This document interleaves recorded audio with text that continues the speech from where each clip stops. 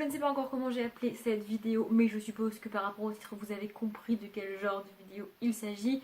Je vais vous parler des livres qui sont sortis, alors peut-être je l'ai écrit, peut-être je l'ai pas écrit, mais qui sont sortis entre juillet 2007 et septembre 2007. Ouais, j'ai un peu tardé à faire cette vidéo, mais bref, je suis en retard, c'est pas grave. En fait, c'est un genre de vidéo que pas mal de booktubeurs font en général en début du mois. Ils vous présentent les livres qu'ils ont repérés et qui eux les intéressent et qui vont sortir dans le courant du mois suivant. Je sais pas très clair, mais si vous avez déjà vu ce genre de vidéo, vous avez compris de quoi je veux parler. C'est un genre de vidéo que je ne pensais jamais faire sur ma chaîne pour deux raisons. La première, c'est que c'est pas que je m'intéresse pas aux nouvelles sorties. En fait, c'est que je n'achète pas de livres neufs. C'est extrêmement rare. En dehors de mes achats France Loisirs, c'est jamais quasiment en fait. Du coup, je vois pas l'intérêt de savoir que le livre il est sorti alors que de toute manière, je vais pas l'acheter. Le meilleur exemple et le plus récent d'ailleurs, c'est Heartless de Marissa Meyer. J'ai extrêmement envie de lire Heartless de Marissa Meyer. Je sais qu'il est sorti au mois d'octobre, je suis au courant, mais même si j'ai extrêmement envie de le lire et même si c'est l'auteur des Chroniques lunaires et que j'ai trop hâte de lire ce livre, je ne suis pas prête à mettre les 18 € je crois que Pocket Jeunesse demande pour un livre neuf. Je suis également au courant qu'il y a très peu de chances que je trouve un jour ce livre d'occasion, mais c'est pas grave, je pense que je m'arrangerai pour qu'on me l'offre à Noël ou un truc du genre. Ou alors d'ici 6 mois, je finirai par en avoir ras-le-bol et par le craquer et par l'acheter neuf. Mais ça fera 6 mois qu'il est sorti et donc ce sera pas du tout une nouvelle sortie. Enfin bref. Et la deuxième raison, c'est que j'ai pas les moyens physiques de vous montrer les couvertures en fait. Donc j'ai trouvé un moyen parce que sinon j'aurais pas fait cette vidéo. Parce qu'en fait je trouve dommage de juste parler des livres sans que vous voyez au moins la couverture. Et donc du coup vu que j'ai pas les livres physiquement parce que je les ai pas tous achetés, sinon les sorties m'intéresseraient plus puisque je les aurais déjà. Et comme je filme avec mon téléphone et que j'ai aucun autre support informatique que mon ordinateur, je peux pas vous montrer les couvertures informatiquement. Alors je vais essayer de faire une espèce de micmac avec mon ordi et tout, mais ça fait des reflets, c'est juste pas possible. En plus la première couverture est noire, donc c'était juste une catastrophe. Donc en désespoir de cause, j'ai imprimé les couvertures. Alors oui, je sais, l'environnement, tout ça, l'écologie, blablabla. J'ai minimisé au maximum le papier utilisé. Mais voilà, je trouve mieux de vous montrer les couvertures. Et non, avec mon logiciel de montage, je ne peux pas incruster les couvertures à côté de moi en même temps que vous voyez ma tête et que je parle. C'est pas possible. Et j'ai pas les moyens non plus d'investir dans un logiciel de montage qui me permet de faire ça. Donc j'ai imprimé les couvertures et puis c'est comme ça, voilà. Mais vous allez me dire, du coup, si tu galères comme ça à nous montrer les couvertures et si les nouvelles sorties t'intéressent pas, pourquoi tu nous en parles? Eh bien parce qu'en fait, pour un projet qui est en rapport avec Booktube, et donc je pense vous êtes au courant si vous suivez des grosses chaînes Booktube, enfin des Booktubeurs avec beaucoup d'abonnés, je veux dire, comme par exemple Patatra qui fait partie de ce projet, vous êtes forcément au courant. Je vais pas parler du projet ici maintenant tout de suite parce que ça fait déjà 3 minutes que je parle pour rien dire. Donc c'est pas la peine, surtout que dans quelques vidéos je vous en parlerai vraiment du projet auquel j'ai décidé de participer, personne ne m'a obligé de participer. Donc voilà, et donc pour ce projet là j'ai dû me plonger, c'est-à-dire que j'ai dû regarder absolument tous les livres qui sont sortis entre janvier 2017 et aujourd'hui du coup. Et en faisant ça je me suis rendu compte qu'il y avait, alors il n'y en a pas 50 mais il y a quelques livres que j'avais pas vu passer. Alors soit je l'ai vu passer dans une vidéo de booktubeurs qui me présentaient les sorties du mois mais ça m'a pas marqué, ça m'a pas interpellé, soit je les ai vus passer nulle part et ça m'intéresse quand même. Donc du coup je me suis dit que c'était peut-être cool d'en parler en vidéo aussi. Alors ce sont exclusivement des petites maisons d'édition et des livres auto-édités. Parce que je vois pas l'intérêt de revenir sur les sorties Hugo Gourmand ou Pocket Jeunesse ou même Lumen ou des grosses maisons d'édition comme ça. Enfin, je veux dire, voilà, j'ai cité Heartless en début de vidéo. Si moi je suis au courant qu'il sort, tout le monde est au courant qu'il est sorti. Parce que voilà, ce sont des grosses maisons d'édition et des grosses parutions. Et donc on en a entendu assez parler. Et là j'ai assez blablaté. Donc je démarre avec le premier livre tout de suite. Et donc le premier c'est Lily the Kid, un conte de fées pour grandes filles de Lisa Mars. Si je regarde en bas c'est parce que j'ai un papier avec tout écrit dessus. Donc c'est sorti le 18 juillet en grand format et c'est de l'auto-édition. Alors oui j'ai un papier et j'ai un livre en dessous parce que sinon c'est galère de tenir le papier. Bref ça c'était pour le détail technique. Donc c'est une romance, c'est l'histoire de Lily et Simon. Alors apparemment ils ont une grande différence d'âge, ils sont amis depuis l'enfance. Lily est amoureuse de Simon, mais Simon la considère un peu comme sa petite sœur. Ils se retrouvent tous les étés en fait.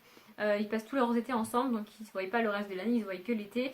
Et il y a un été où il va se passer quelque chose entre eux de plus que de l'amitié. Et du coup ça va un peu foutre en l'air leur amitié. Enfin bref, voilà. C'est une romance. Je vous avoue que je ne suis pas spécialement fan de la couverture. Mais comme c'est de l'auto-édition, on ne peut pas non plus en demander beaucoup. Donc voilà, je l'ai repéré. C'est une romance. Je me suis dit pourquoi pas. Le deuxième que j'ai repéré, il est aussi sorti le 18 juillet en grand format, mais cette fois-ci c'est chez Anyway Edition. Et donc c'est Le Voyageur Bleu, le tome 1, La Prophétie. Je vous avoue que j'ai pas regardé combien il y aurait de tomes en tout, faudrait que je me renseigne, mais je sais pas trop en fait. Et donc c'est écrit par Olivia Lapillus, donc là c'est de la fantasy.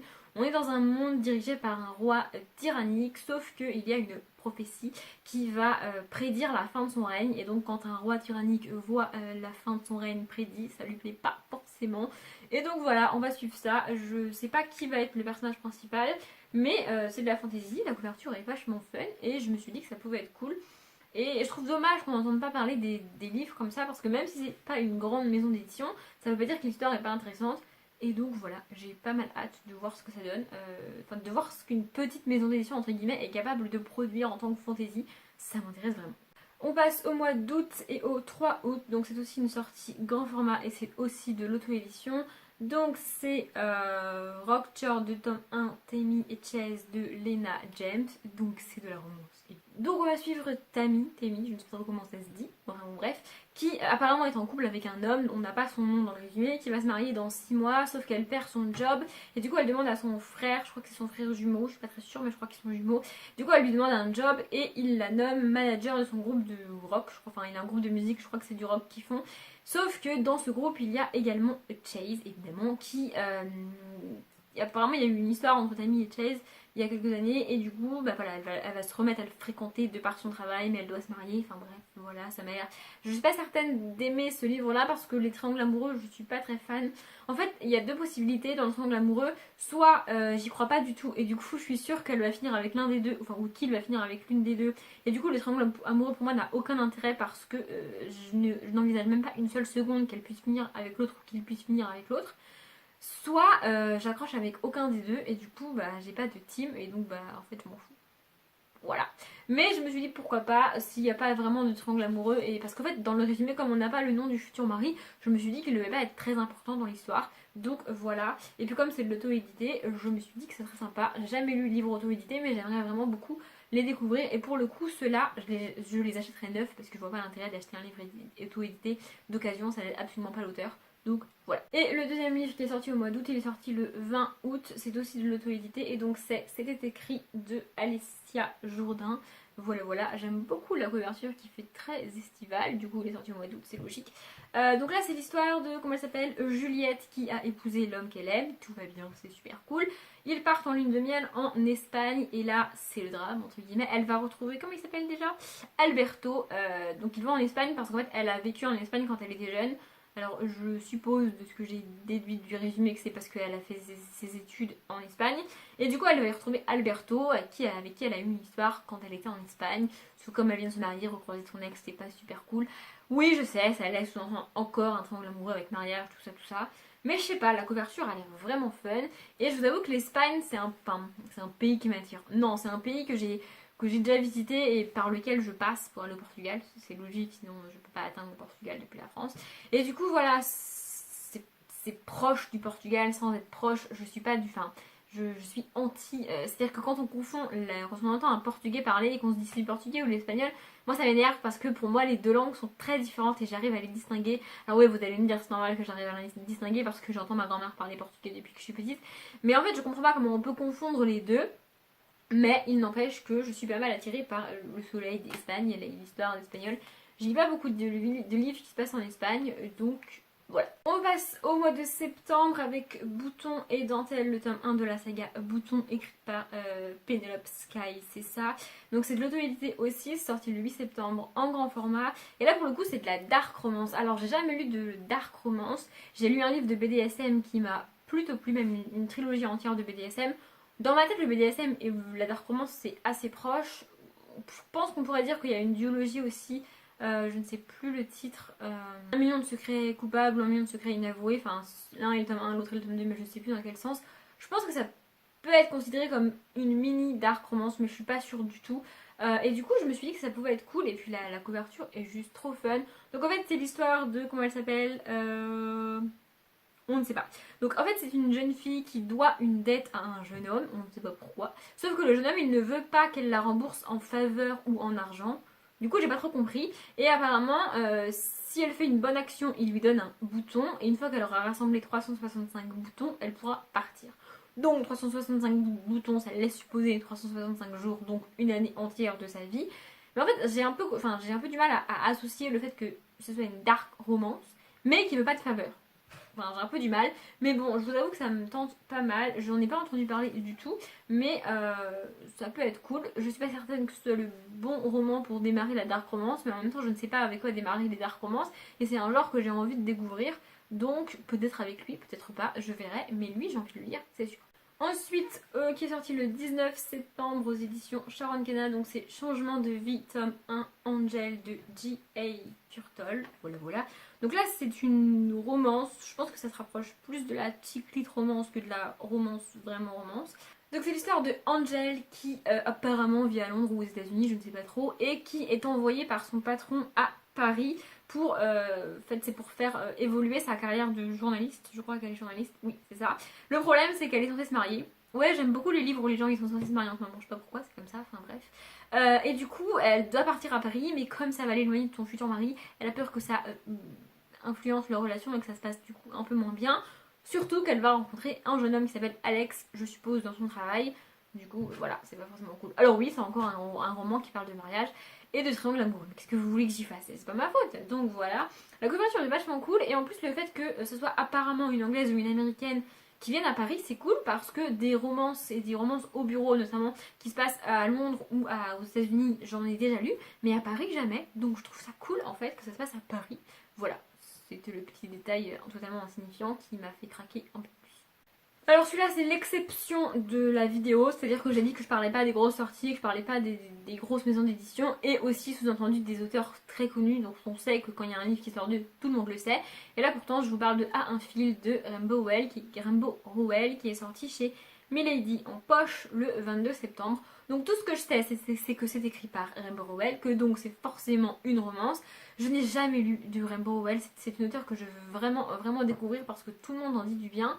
Et donc je me suis dit pourquoi pas commencer avec celui-là. Pour tout vous dire, je me rappelais plus qu'il était sorti, mais enfin, peu importe par quel Rainbow Rowell je commence, je veux en lire au moins un. Donc celui-ci est sorti au mois d'août, c'est ça. Je me suis dit, non, au mois de septembre, 22 septembre, je raconte n'importe quoi. Donc voilà, je me suis dit pourquoi pas. En fait, je sais pas par lequel commencer. Donc je pense que le premier que je trouverai d'occasion, je me l'achèterai et je le lirai. Mais voilà, celui-ci est sorti. Je ne sais pas de quoi ça parle, mais moi ça me suffit de savoir que c'est une romance écrite par Rainbow Rowell, même si j'ai jamais lu de Rainbow Rowell. Et enfin, le dernier, il est sorti le 25 septembre en grand format chez Rebelle et c'est pourquoi pas écrit par Brigitte Beaumont.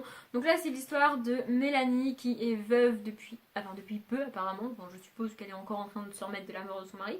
Et du coup, elle a des maux de tête persistants et sur les conseils de son médecin, elle a décidé de faire une espèce de cure en fait. Et dans cette cure, enfin dans l'établissement où elle va pour faire sa cure, je pense que tout le monde sait ce qu'est une cure. Si c'est pas le cas, ben renseignez-vous. Hein.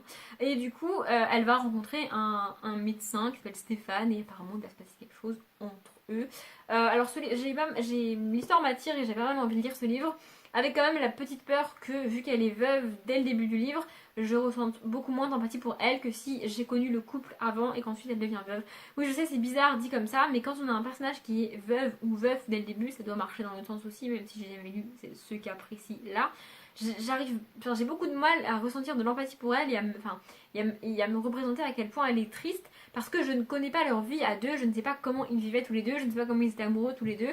Et du coup, j'ai un peu de mal avec ça.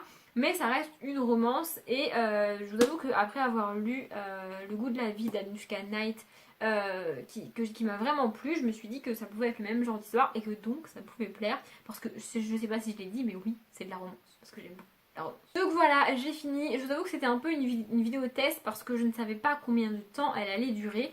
J'essaye vraiment, je crois que je l'ai déjà dit, mais j'essaye vraiment de faire des vidéos pas trop longues. Alors c'est pas que moi j'aime pas regarder des vidéos longues, j'aime bien regarder des vidéos quand elles sont longues. Mais au-delà d'un certain temps, c'est un peu compliqué. Et aussi, c'est un peu compliqué pour le montage pour moi et pour la mise en ligne parce que c'est extrêmement lent chez moi. Donc voilà, c'est un petit peu la vidéo test. Peut-être que je la trouverai trop longue et que du coup, les prochaines, je mettrai moins de livres ou plus de livres. Je ne sais pas. Si ça vous plaît pas, n'hésitez pas à me le dire et j'arrêterai de le faire. Hein. Puis je regarderai les sorties de moi-même toute seule de mon côté. Et puis, c'est tout.